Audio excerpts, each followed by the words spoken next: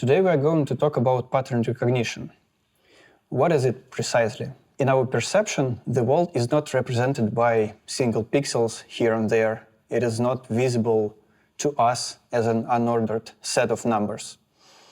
Instead, we see the world as a set of ordered objects, surfaces, curves, borders, some primitives that we can perceive and that are available in our perception from the library of the objects that we are already familiar with. Today we are going to talk about precisely that.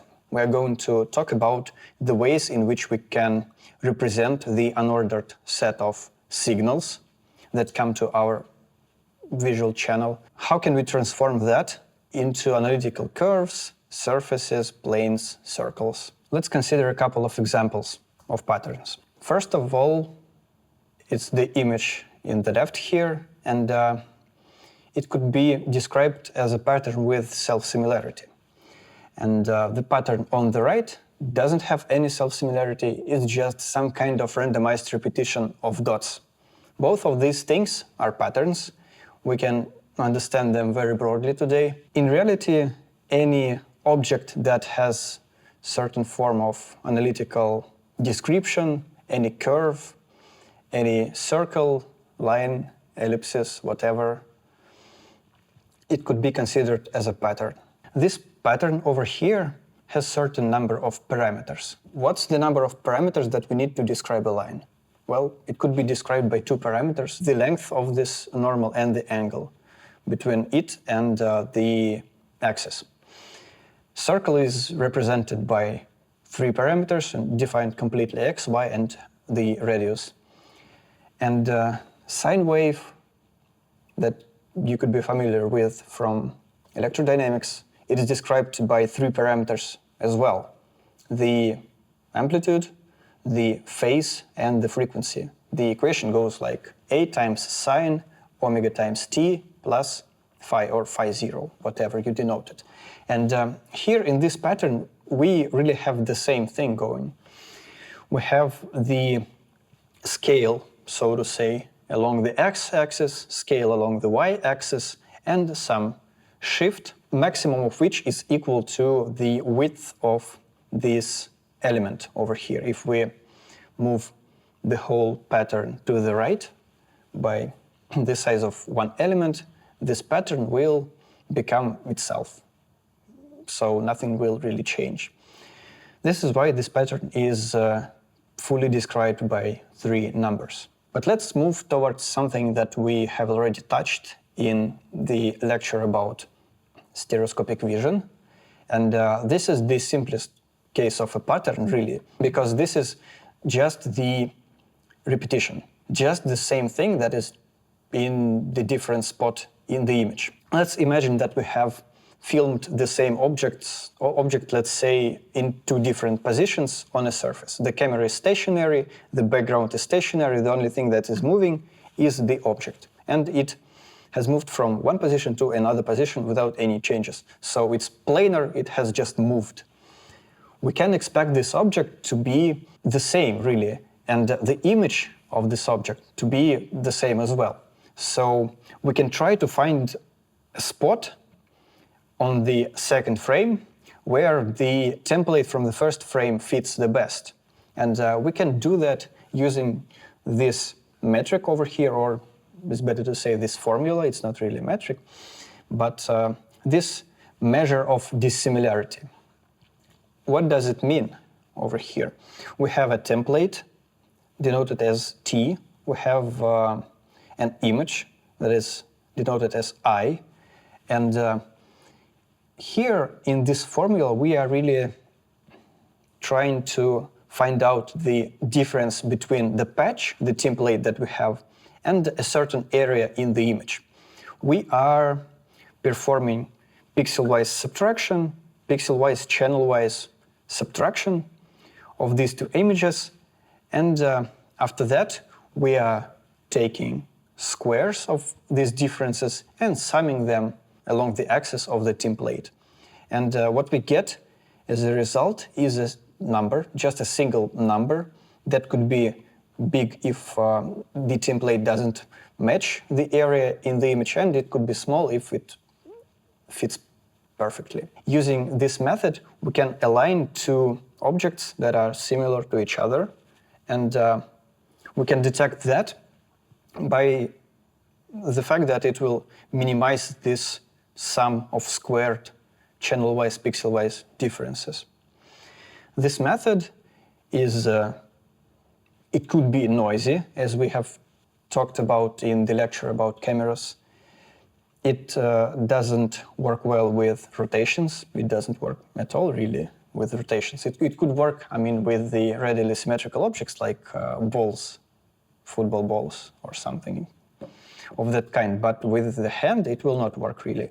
Because of all these factors, it has a limited range of applications. But in stereoscopic vision, when two of these frames are being taken simultaneously, and where the cameras are aligned perfectly, this method works really well. It's straightforward. It could be calculated in parallel. There's no problem in that. We can run it without any neural networks on just any hardware, so it has its own sweet spot among the other methods. Here we can see the result of the application of this method. And on the right, there's an image. With this bounding box around the face, we can see the spot where the template, the object, was detected. And on the left, we can see a heat map at the place where the face is located. There's a global maximum of this heat map. So what has happened? We have got an image, we have got a template, and we were trying to find the spot where this template fits. So this window was sliding along the whole image by rows and columns. It was tried out in all the places in the image, and this heat map is actually the reverse of the difference map or distance map. So here, where we can observe a white point, the difference between template and some patch from an image was minimized. This is basically how it works if we perform that multiple times. For the images from a stereo camera, we will get the depth map or the disparity. This pretty much sums up this type of pattern recognition. This is the simplest case in some sense, because our pattern is expected to appear in the same exact way. Another type of patterns is the one that we have already touched again in the lecture about stereoscopic vision and about cameras. And this type of pattern is called key points. These points are corners, bright spots, intersections of bright lines, all that stuff. They are visually distinguishable. We can detect them by corner Harris detector or other types of detectors that we will cover in this lecture. Anyways, they are easily recognizable in different images, and they are pretty much invariant in terms of the distribution of the gradients in their surrounding. Another important thing is that these key points are a good representation for an image. While we can have only a couple of dozen of them, instead of, say, a million pixels for an image, we can extract as little key points as possible with some loss of information, of course, but still. We can extract, let's say, 100 key points, and we can match them with 100 key points from another image. And that will totally make sense while having much less orders of magnitude, less computations in it. As you can see here on the left, all those key points, all these spots and all those patterns belong to the places where we can observe some kind of sharp gradient or some border, some corner, something of that kind. And this is indeed another pattern that we are interested in detecting. One way of detecting the patterns is to engineer or to learn a convolutional kernel that will detect those patterns. We can detect sharp edges by a convolution of a specific type that we will cover in detail in later slides, but still, this is one of the things that we can do with convolutions. Another type of thing that we can do with convolutions is detecting second derivatives or the U-shapes, let's say, so parabolic functions, square functions. We can do that with kernels, and the idea of the convolution is given in the slide. So on the left we have the signal, in the middle we have the kernel, and we are performing pixel-wise multiplication of the elements of the signal by the elements of the kernel. After that, we add them up and place them, write them down into the answer. So an answer is another signal that could have slightly smaller size, or it could have the same size depending on the type of the borders that we use. But still, that's another signal that could represent some feature that we were trying to extract with this kernel. So if we are using differential kernel, the signal will contain the discrete differentials of the original signal. So if we are, let's say, applying the convolution with the differential kernel to a sine signal, the result will be a cosine signal. The smoothing filter is not really a thing to detect patterns. It's an approach to remove some of the patterns. If the camera is noisy, which is almost always the case, we could be interested in neglecting some of the little details here and there. We could be interested in removing salt and pepper noise, or just the variations of the color on the surfaces in the frame. So we can apply this smoothing filter. We can average the signal in some small surrounding so that those little details will be neglected.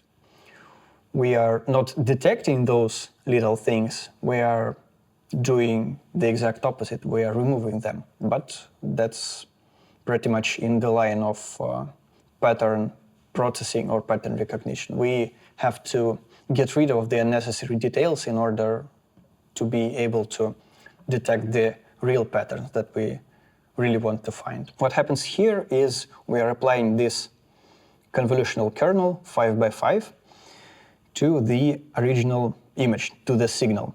And we are performing, as usual, pixel-wise multiplication. We are performing 25 multiplications. Then we are calculating the sum of all of it. Then we are dividing the sum by 25, meaning that we just average all these pixels. And the result is placed in the point with the coordinates of the middle of the kernel position on the frame. So the result will be just the blurred image in the straightforward sense that you could understand it. So if you lose the focus while taking a photograph, this is almost precisely what is happening here. Here you can see the result of the application of the smoothing kernel. On the left, there is an image with the OpenCV logo, and here on the left there are some tiny details, pixels that are really out of the spot there where they are supposed to be. And on the right, these small things are smoothed, and we don't really see them. And in some sense, we can say that the right image is better. We have talked about smoothing kernels. We have talked about other things that we can do, including the gradient extraction. Now let's take a look at the specific example of the gradient extraction. Here we can see two different kernels. One of them is for horizontal gradient extraction, and one is for vertical gradient extraction or gradient detection or border highlighting. There are many names of the same thing. And let's take a look at the result of the application of, let's say, one of those filters to this image. Let us try to guess, is it the horizontal lines detection or vertical lines detection? How can we find that out? Well, this sphere over here doesn't give us much of information about that because there are high values of the gradient all over the place in all directions. But over here, let's say on the top of the head, there is little to no gradient. If we were detecting vertical gradients, they had to appear over here with some reasonably big amplitude. But they do not. So this means that we are detecting the vertical gradients. Maybe I didn't make it clear enough. So we are applying J sub x. We are detecting the vertical borders, okay? We're detecting the vertical borders, and this border on the top of the head is clearly horizontal. So it doesn't give much of the vertical gradient. If this form of the kernel is too complicated, if it's not intuitive, why is it like this? Let's just cut the middle row from it.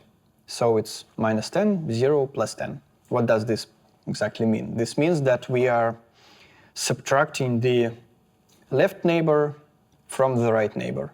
If the signal is constant, the result of this subtraction will be equal to 0. And if this signal is a line that is inclining, with a positive slope, this signal will be positive as well. So that makes us able to detect the growth of a signal in a certain direction, in the direction of the x-axis. The next thing that we're going to talk about is a more sophisticated method of pattern recognition. This is really the core part of today's lecture. We will cover 3 methods of line detection. The first is the method of least squares that is given here. The second is the half transform. And the last one is the random sample consensus algorithm, or RANSAC. So let's start from the least squares. And the problem that we're trying to solve is given in the slide over here. So we have an unordered set of points that roughly go along the line. But they don't do that precisely. They have some noise, and there are some outliers here and there. This red dot over here is clearly an outlier. And we will have to talk about that in more detail later. We're using this analytical form of the line, y is equal to a times x plus b. This is the normal line, nothing sophisticated. And we can define the error that is calculated using x sub I, y sub I, the point of the data number I, like this. We can say that the error corresponding to the point of data number I is the difference between y sub I, the prediction of the model that is given by this model, at the point x sub I. Here we can clearly see that if the model fits perfectly, this error will be equal to 0. But if the model doesn't fit perfectly, this error will be positive, negative, whatever, it will be not equal to 0. So in order to minimize this error, we will have to take the absolute value of it, or we have to square it somehow. If the error is already negative and we're trying to minimize it, that will not make much sense. We will have to minimize the module. And we can define the total error of the model like this. It could be defined as the sum over the whole data set, the whole set of points, with the sub-index I running from 1 through all the values to n. And in the sum here, we can have the squares of these errors. So this is a quadratic function in terms of both parameters a and b, and these parameters are the ones that we actually have to optimize, or we have to adjust them so that the whole error is minimized. As we can tell from the analysis, I guess, we can take partial derivatives of the error by both of these parameters, and these derivatives have to be equal to 0 in order for us to find the global maxima of this paraboloid or this quadratic function. Out of these two linear equations, we can find the proper values of a and b. We can solve for a and b and obtain these formulas for b hat and a hat, respectively. These values are the precise values that will minimize the error function formulated this way. It will give us the line that will go somewhere here along the points, and it will take into account all the points over here, all the points in the dataset, including the outliers. And if relatively big number of outliers is present, this will do some harm to the quality of the fitting of the model. This method doesn't really have any ways of judging if the point is valid or not.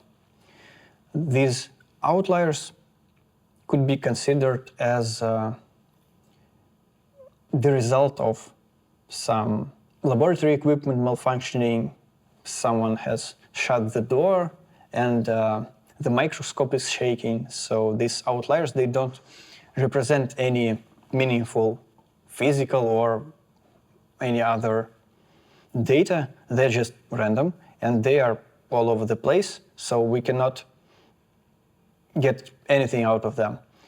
The rest of the noise that is over here, that's of different nature, and that's just the noise of the measurement. The more data points we have over here, the better will be the result, but the more we have the outliers, the worse is the result if we are using the least squares method. The next method that we're going to cover deals with these problems. It is based on the direct search through the whole parameter space. In contrast to the least squares method, half transform is very much robust to the outliers and to any kind of noise. If the pattern is present in the data, it could be extracted with the half transform. It's rather costly in terms of the memory, but still that's a good method, and it is widely used in computer vision especially. The pattern recognition in OpenCV relies heavily on this half transform method. So lines are being detected with half transform, circles are detected with the half transform, and if we are using some additional information about the scene, about the world where we are trying to recognize the patterns, we can use those two types of objects in many different applications. If we have a proper world model, we can even recognize the ellipses with the circle recognition, because we can, let's say, move the virtual camera so that the ellipse is present as a circle. We can do that. But back to the method itself, as we have talked about previously, the line could be described in terms of just two numbers. It could be the slope and the free parameter, or the constant, the additive constant.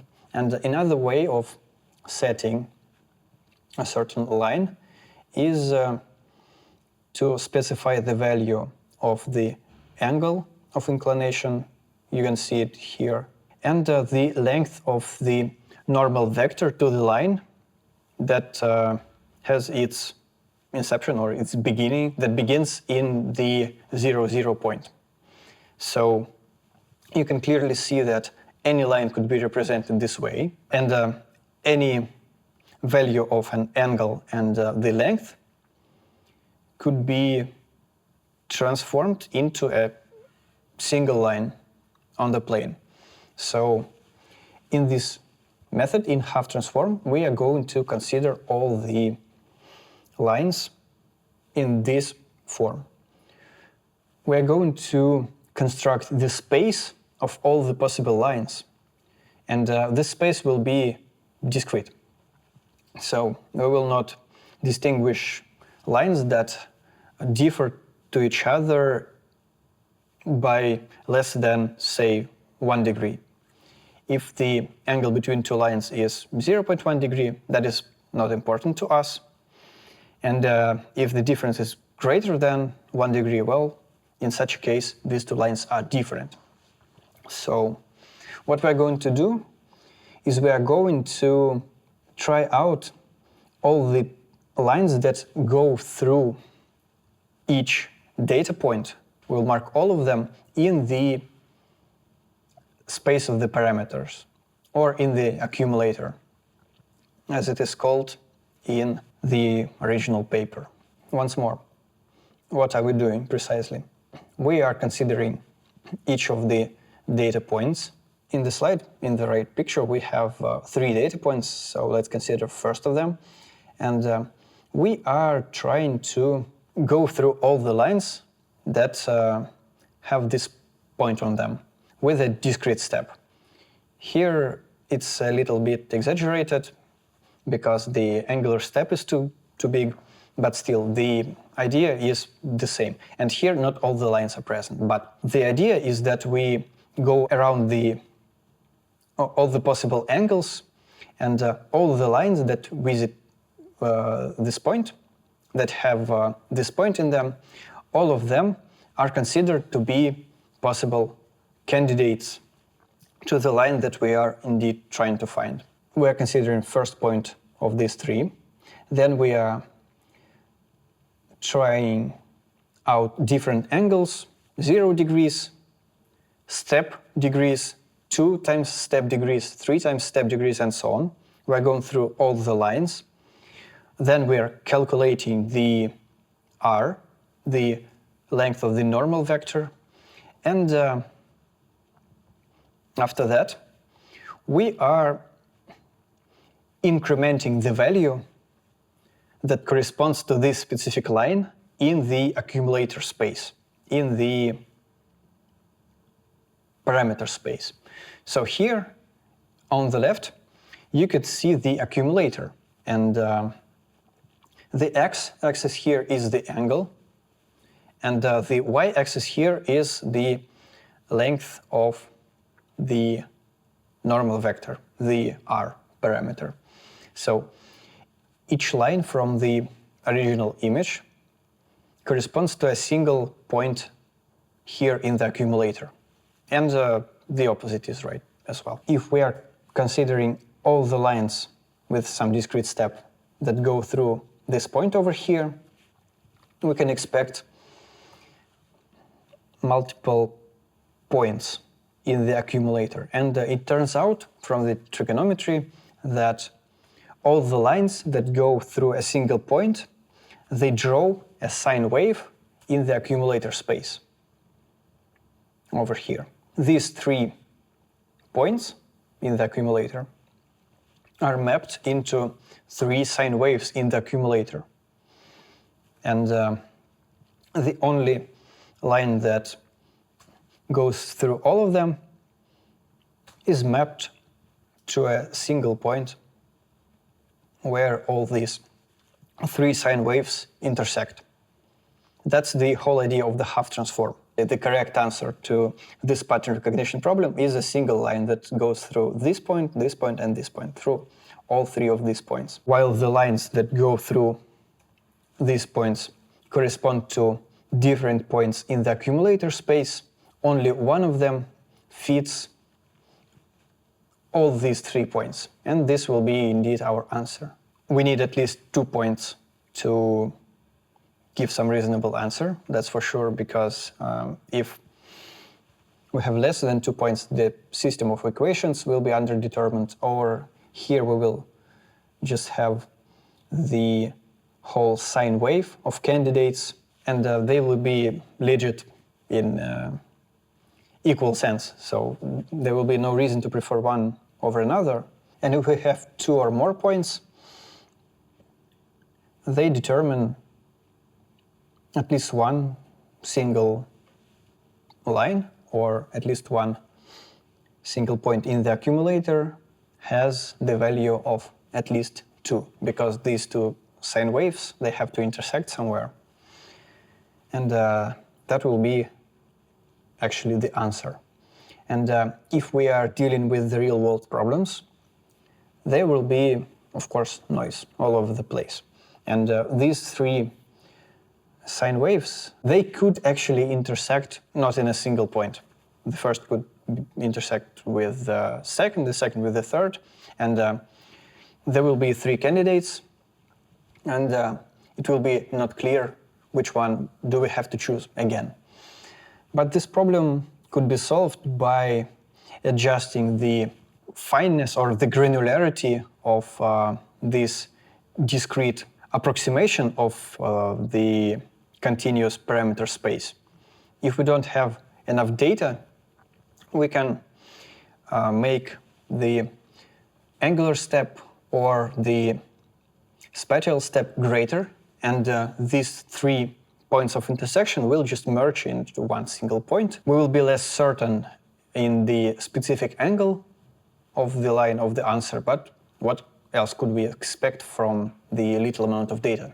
After we have performed all these calculations, we have an accumulator, and we can just extract the angle and the R parameter that correspond to the maximal value in this accumulator array. That will be actually the answer. And after that, we can draw the line that corresponds to this combination of R and theta parameters. And here on the right, you can see the example of a real accumulator. So over here, there are 2 candidates, and this means basically that there are 2 lines present in the image, and they are equally distinguishable. But there is a problem with the half transform method. If we are trying to recognize a 2-dimensional pattern, the accumulator has 2 dimensions.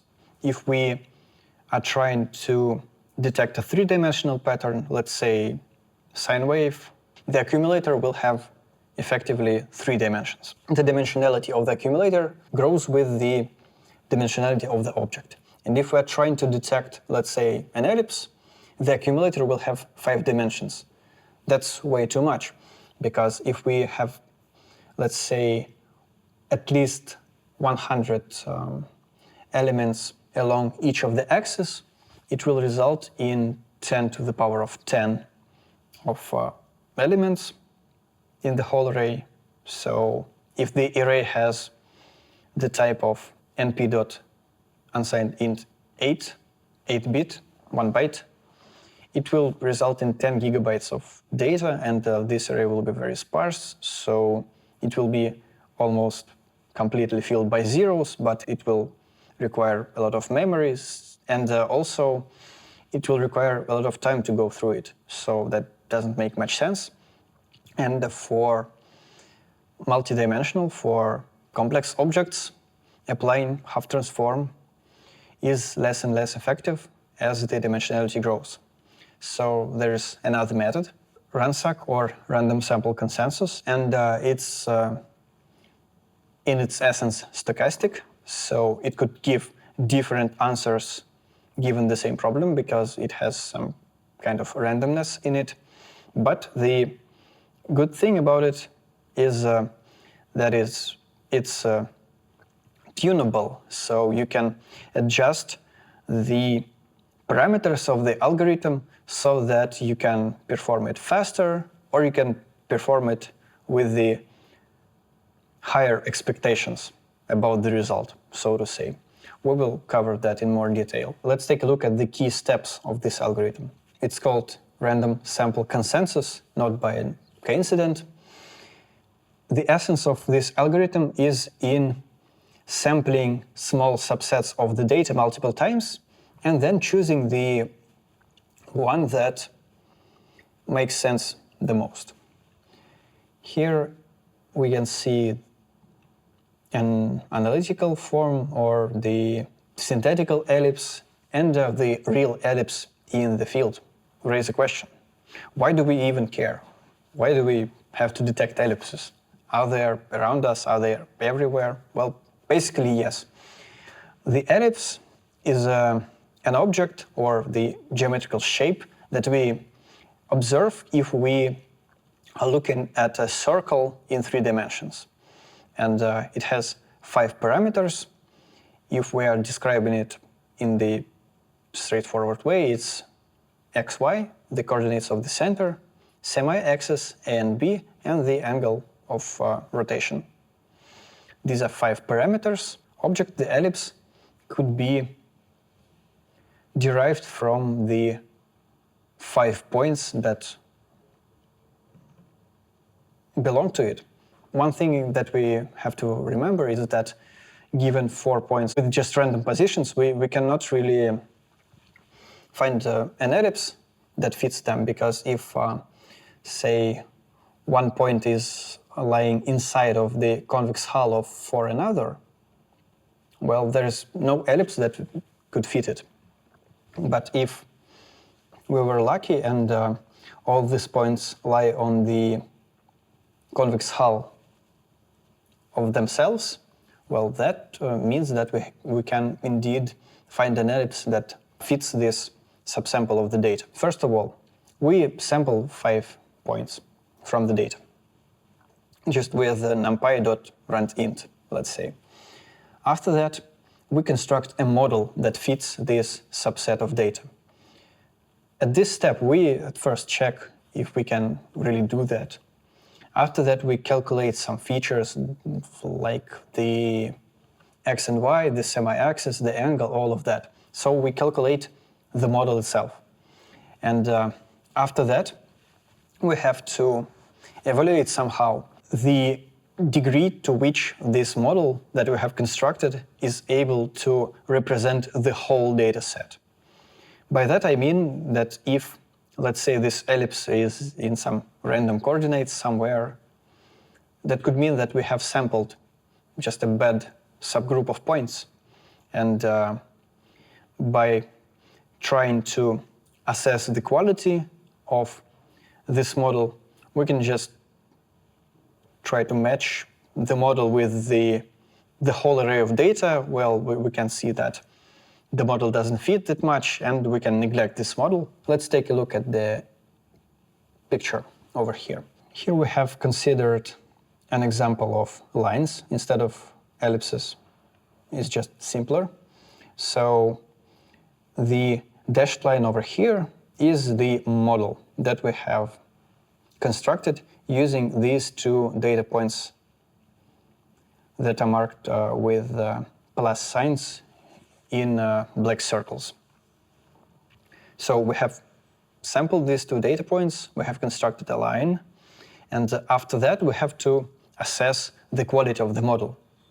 And in order to do that, we have to calculate the number of the data points that lie inside of the small corridor that is set by the delta parameter, by the parameter of the width of the corridor. So how far can be the data point from the model so that it could be considered an inlier.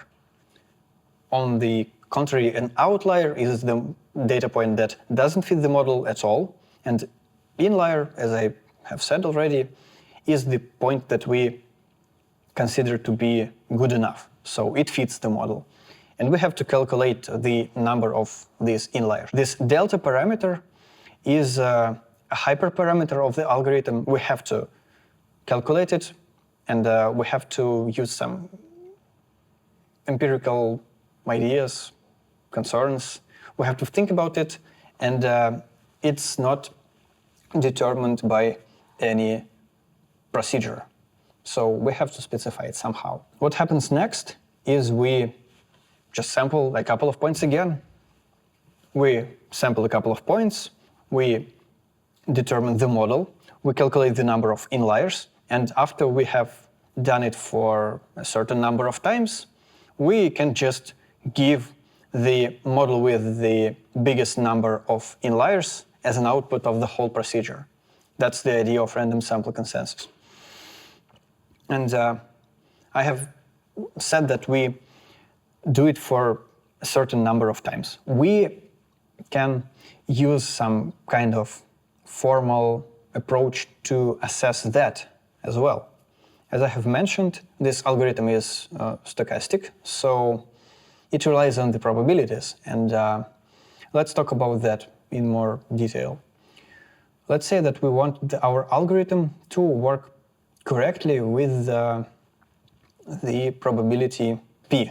P is the expected probability of the success. Let's say we want our algorithm to work correctly in 90% of the times. That's fine. After that, alpha is the share of the inliers.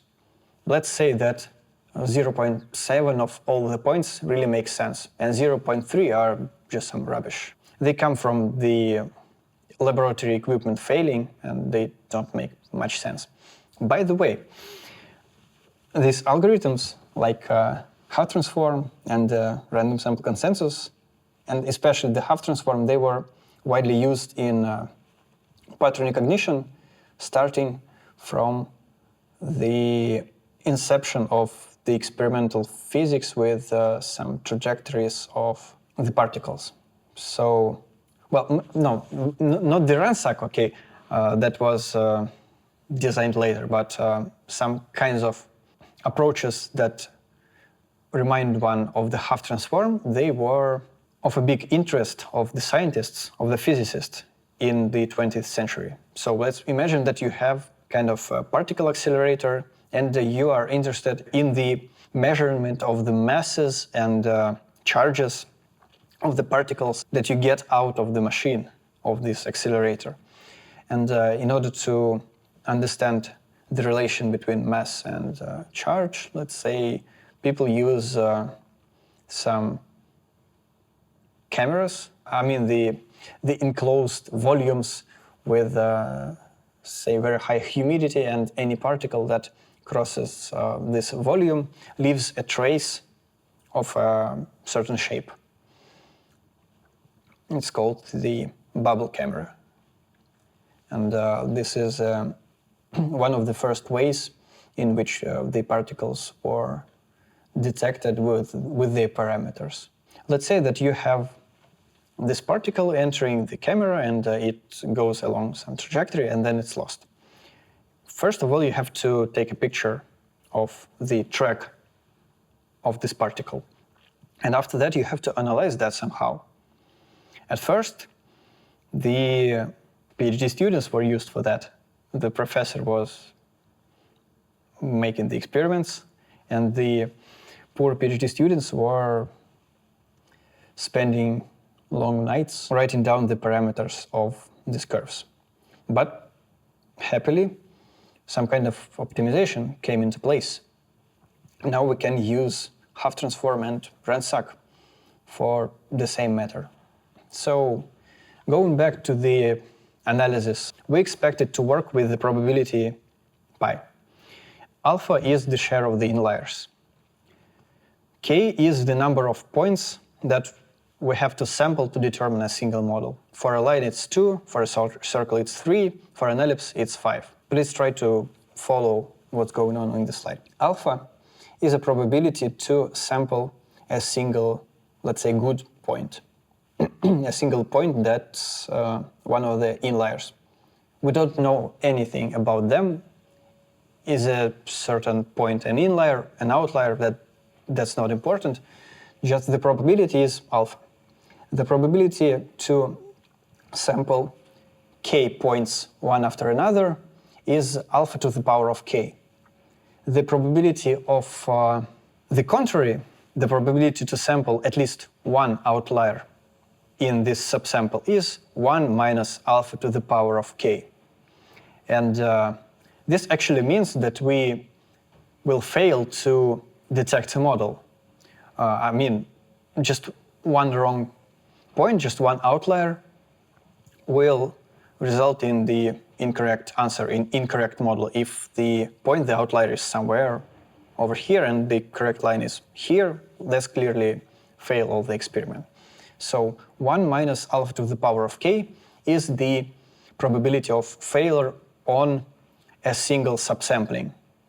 And the probability of failing m subsamplings one after another is 1 minus alpha to the power of k, and this whole thing to the power of m, where m is the number of subsamplings. As you can see, the more we sample, the closer the probability of failure will get to 0. That makes sense, pretty much.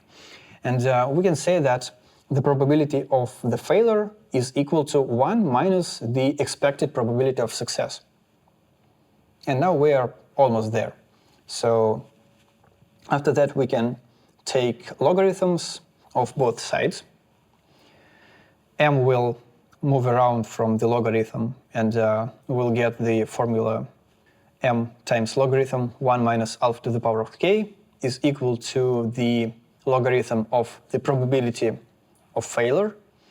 And as a result, it will give us the formula for m. How many times do we have to sample in order for us to achieve a certain probability of success? So it's logarithm of 1 minus the probability of success divided by the logarithm of 1 minus alpha to the power of k. And now let's try to elaborate a bit on this formula. So clearly, both the numerator and denominator are negative. And the closer the pi is to 1, the greater the numerator is to minus infinity. The same goes with the denominator. As the alpha to the power of k grows, the whole denominator is decreasing. But m is clearly positive, so try to take a look at this formula and follow these three relationships. If we increase the expected probability of success, the number of samplings that you have to perform increase. If we decrease the number of the inliers, the number of times that you have to sample increases as well. Well, that makes sense because we have more noise, we have to sample for longer in order for us to get a meaningful result. And the last thing is that if the model is, let's say, more difficult, so the k parameter here, the number of points that determine the model, if this k is greater, we have to sample for longer again. Because clearly, get a subsample with 5 inlier points is much more difficult than get a subsample of just 2 inlier points. And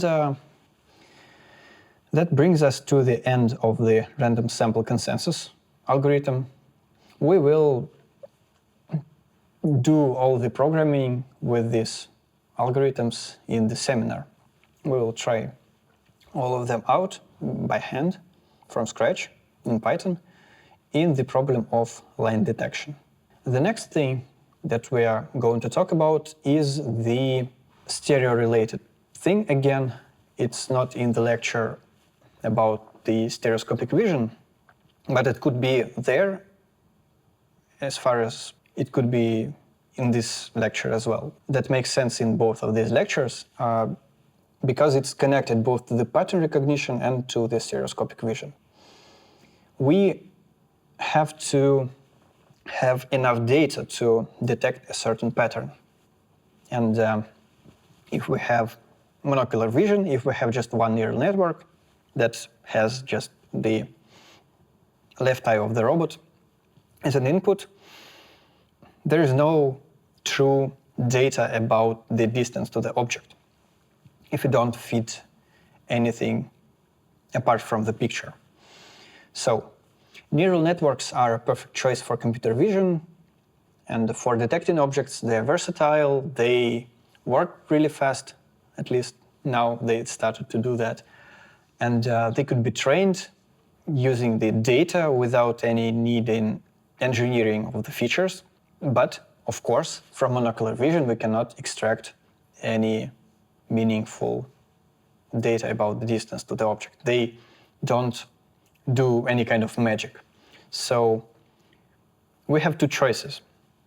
The first choice is to try to use some regular geometrical considerations. Over here we can at first detect the object, let's say the robot somewhere. And after that we can use the kinematics of the body, we can calculate the distance to the robot after it was already detected. But that will not allow the network to take the distance to the object into account because we don't have the distance yet. What we were thinking about when we were writing a paper that I'm going to talk about is we were thinking about the ways to supplement the picture with the distance to the certain objects in it. Or in other words, we were thinking about calculating the depth map in advance using the kinematics and then feeding this depth map into the neural network. And we did precisely that. We have attached a fourth channel to the input, so it was R, G, B, and D.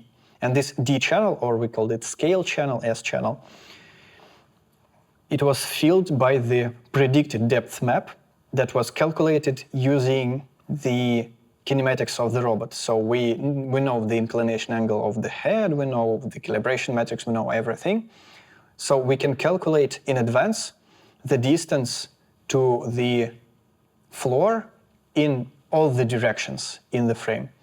So we have just stacked this predicted depth at the fourth channel in the input, and after that we have fed it into the neural network, into YOLO v3. As a result, the runtime has increased by a factor of 1.3, and that's pretty much fine, that's okay. And what's important is that the quality has become better, especially when we require the neural network to work with high enough values of intersection over union. So when we want the neural network to detect the objects precisely, the gap in the performance becomes really significant. So we have paid by the time for the quality, but that makes sense because we really need to detect objects precise enough, and we don't care if the runtime is 25 milliseconds instead of 20 milliseconds. That's fine for us. And on the left, there's the result of the detection without this scale channel, and on the right, with this scale channel, you can see that with the leftmost robot, the neural network has detected it better because it didn't cut the feet of the robot, and also the network is, let's say, more sure, more certain in this detection result. The ball is detected better again. Well, the bounded box is the same, but the certainty level has increased. And the robot on the right was even not detected by the regular neural network, and by the supplemented neural network it was really detected. Why did that happen? Well, that happens because the neural network has learned the relation between the type of the object and its size. And that completely makes sense because the robot could not be this small, or it cannot be of, say, human size. Well, this type of robots is like this, so they have certain size, and they appear in certain manner at different distances to the camera. And this supplement has increased the quality of the detection, and we have published a paper on that. That's it for today's lecture. Thank you.